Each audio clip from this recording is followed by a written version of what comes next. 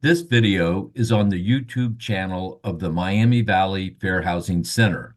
My name is John Zimmerman, and I am the Vice President.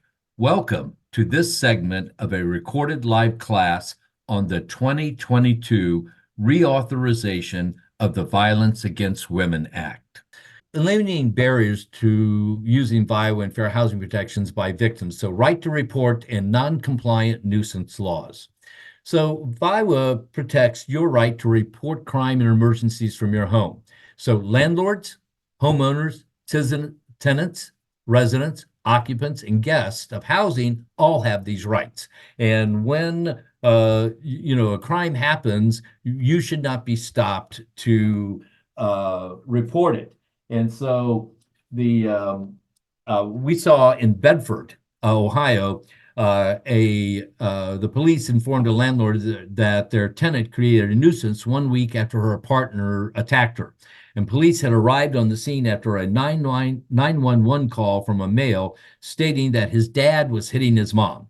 The partner was placed into custody and the woman was transported to the hospital. Nearly a year later, Bedford fined the property owner after another domestic violence incident occurred on the property.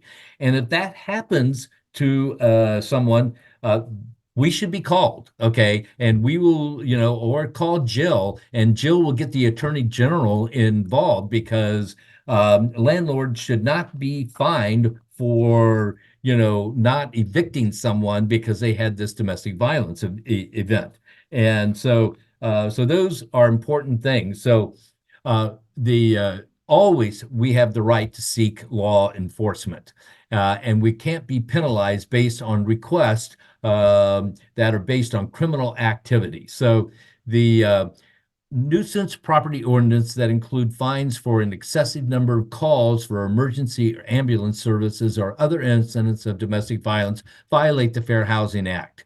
And laws that lack exceptions for these cases where the resident or tenant is a survivor of domestic violence, or for calls for emergency by persons with disabilities, could violate the Fair Housing Act.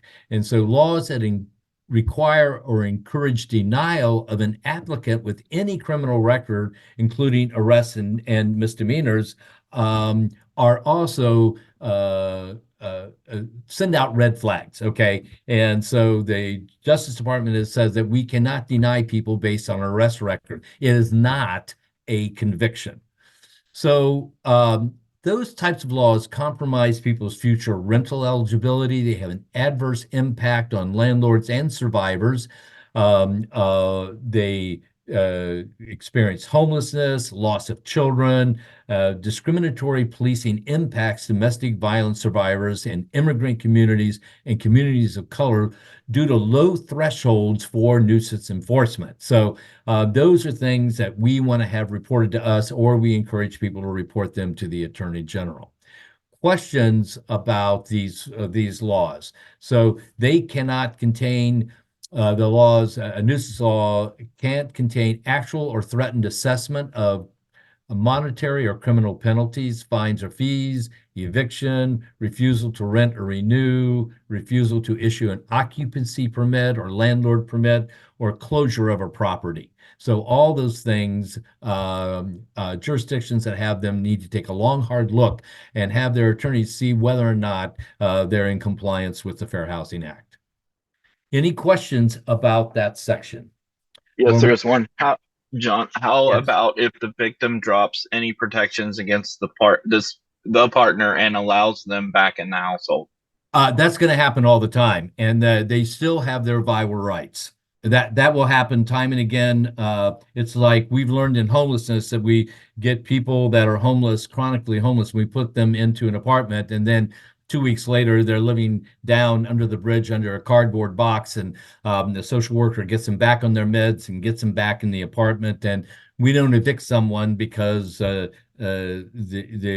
because of those relapses. And with survivors of domestic violence, that is a normal sequence of events, and they always have their rights under VIWA.